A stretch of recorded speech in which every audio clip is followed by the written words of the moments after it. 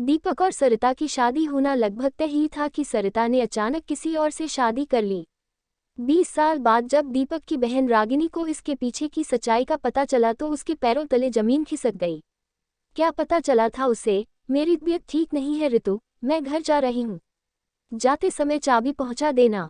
यह आवाज़ तो जैसे जानी पहचानी है। एक बार तो मेरे मन में आया कि आंखों से गीली रुई हटाकर उसे देखूं।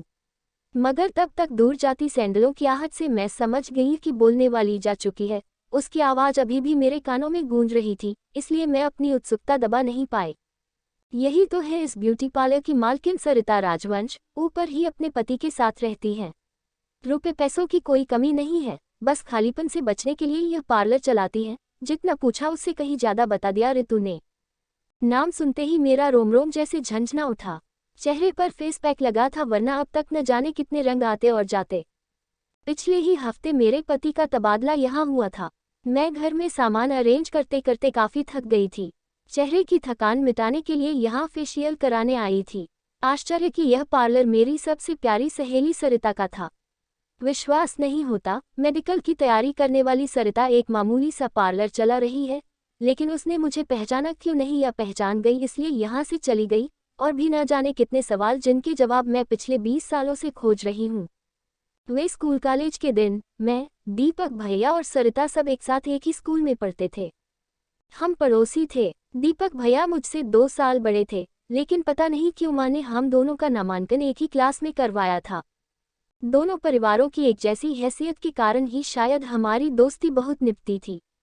सरिता के पिताजी एक दफ्तर में क्लर्क थे और मेरी माँ एक स्कूल में अध्यापिका। मैं छोटी थी तभी पापा चल बसे थे। दीपक भैया और सरिता की बचपन की दोस्ती धीरे धीरे प्यार का रूप लेने लगी थी। दोनों के जवां दिलों में प्यार का अंकुर फूटने लगा था। मुझे आज भी याद है, रविवार की वह शाम जब दोनों परिवारों के सभी सदस्य मिलकर कुछ कुछ होता है फिल्म देखने गए थे। दीपक भैया ने गुजारिश की और मैंने अपनी सीट उनसे बदल ली ताकि वे सरिता की हथेलियों को अपने हाथों में लेकर इस संगीतमय और रोमांटिक वातावरण में अपने प्यार का इजहार कर सकें। फिल्म खत्म होने के बाद सरिता की आंखों की चमक देखकर ही मैं समझ गई थी कि मेरी प्यारी सखी अब हमेशा के लिए मेरे घर में आने वाली है। पापा की मौत के बाद मैंने अपने जिस भाई को एक पिता की तरह गंभीरतापूर्वक जिम्मेदारियों को निभाते हुए देखा था, आज उसके मन में अपनी जिंदगी के प्रति उत्साह एवं आत्मविश्वास देखकर मेरा मन सरिता के प्रति अंदर से झुक जाता था। शायद सरिता के निश्चल प्यार की ही ताकत थी कि पहली बार में ही भैया ने MBBS की परीक्षा पास कर ली। उस दिन सरिता इतनी खुश थी कि उसे अपने फेल होने का भी कोई गम नहीं था। सब कुछ इतना अच्छा चल रहा था, फिर अचानक एक दिन जब हम दोनों भाई बहन मौसी के घर गए हुए थे और एक हफ्ते बाद लौटे तो पता चला कि सरिता ने दिल्ली के किसी अमीर आदमी से शादी कर ली है। उसके मम्मी पापा ने भी साफ साफ कुछ बताने से इनकार कर दिया। फिर तो जैसे दीपक भैया के सारे सपने रेत के घरौंदे की तरह सागर में एकसार हो गए। जिन लहरों से कभी उन्होंने बेपनाह मोहब्बत की थी, उन्हीं लहरों ने आज उन्हें गम के सागर में डुबो दिया। उस समय कितनी मुश्किल से मैंने खुद और भैया को संभाला था यह मैं ही जानती हूँ। 700 हुए मैम। ऋतु की आवाज़ सुनकर मैं अतीत से वर्तमान में आ गई। 1 घंटे का फेशियल कब पूरा हो गया पता ही नहीं चला। मैंने पर्स से रुपए निकालकर उसे दिए और फिर बाहर आ गई। मैंने देखा कि बगल में ही ऊपर जाने वाली सीढ़ियाँ थीं। तो सरिता यही रहती है, सोच मेरे कदम स्वतः ही ऊपर की ओर बढ़ने लगे। सीढ़ियों के खत्म होते ही दाहिनी ओर एक दरवाजा था। मैंने कॉल बेल बजाए। मेरे लिए 1-1 पल असहनीय हो रहा था। मैं अपने सारे सवालों के जवाब जानने के लिए उतावली हो रही थी। 20 वर्ष तो बीत गए, मगर ये 20 सेकंड नहीं कट रहे थे। अब तक मैं 4 बार बेल बजा चुकी थी।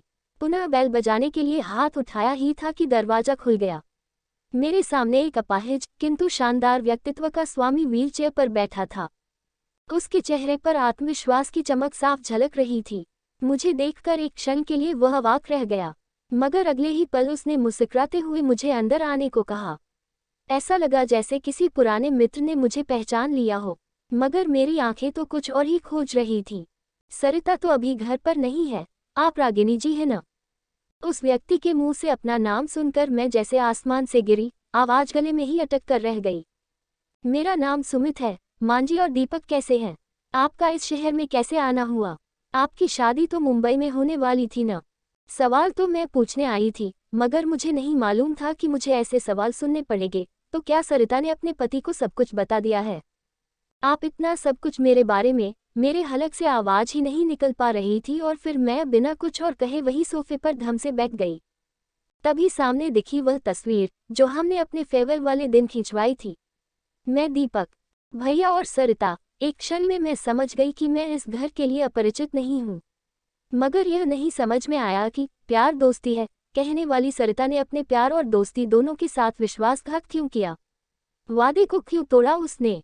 अभी 1 घंटा पहले ही सरिता ने आकर मुझे बताया कि तुम उसके पार्लर में आई हो। वह समझ गई थी कि तुम यहाँ आओगी जरूर, तभी वह यहाँ से चली गई है। आप ठीक कह रहे हैं। आखिर वह कौन सा मुंह लेकर मेरा सामना कर पाएगी? मेरे मन की कड़वाहट शब्दों में स्पष्ट खुल गई थी। सरिता ने जैसा बताया था आप बिल्कुल वैसी ही हैं। इतने वर्षों में न तो आप बदली और न ही आपकी सहेली, सुमित ने कहा तो मैंने अपनी नजरें उस पर टिका दी। आखिर कौन सी खूबी है इसमें जिसके लिए सरिता ने दीपक भैया के प्यार को ठुकरा दिया? सरिता तो आज भी 20 साल पुरानी उन्हीं गलियों में भटक रही है जहां दीपक की यादें बसती हैं। हर दिन हर पल वह उन्हीं यादों के सहारे जीती है। दुनिया के लिए तो वह मेरी सरिता है, मगर सही माने में वह आज भी दीपक की ही सरिता है। मैं एक दुर्घटना में अपाहिज हो गया था। तब एक केयर टेकर के लिए दिया गया मेरा इश्तिहार पढ़कर सरिता मेरे पास आई और मुझसे शादी करने की विनती करने लगी। अंधा क्या चाहे 2 आंखें, बस मैंने हाँ कर दी। सच कहूँ तो सरिता जैसी केयरटेकर पाकर मैं धन्य हो गया। मेरे जीवन की खुशियाँ उसकी ही देन है। हमारे घर की खुशियों में आग लगाकर उसने आपके जीवन में रोशन की है। चमक तो होगी ही। पता नहीं क्यों मैं सीधे सीधे सरिता को बेवफा नहीं कह पा रही थी। आप थोड़ा रुकिए, मैं अभी आपकी गलतफहमी दूर किए देता हूँ, कहकर सुमित अंदर से एक डायरी ले आए। यह डायरी तो सरिता की है। भैया ने ही उसे उसके जन्मदिन पर उपहार स्वरूप दी थी। कह मैंने जैसे ही डायरी खोली मेरी नजर एक पत्र पर पड़ी। उसकी लिखावट बिल्कुल मेरी माँ की लिखावट से मिलती थी। अरे, यह तो सचमुच मेरी माँ का ही लिखा पत्र है जो उन्होंने सरिता के लिए लिखा था आज से 20 साल पहले। सरिता बेटी, मैं जानती हूँ कि तुम दीपक से बेहद प्यार करती हो और रागिनी तुम्हारी प्यारी सहेली है।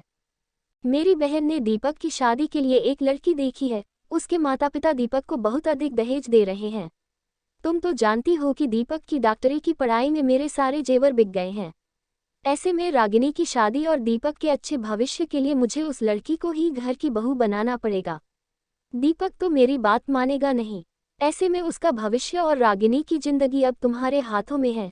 मैं जिंदगी भर तुम्हारा एहसान मानूंगी। तुम्हारी मजबूर आंटी। पत्र पढ़ते ही मैं सुबह उठी। यह तुमने क्या कर दिया सरिता?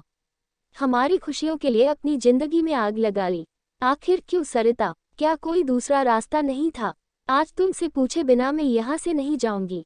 इतने वर्षों तक मैं और दीपक भैया तुम्हें बेवफा समझकर तुमसे नफरत करते रहे और तुम।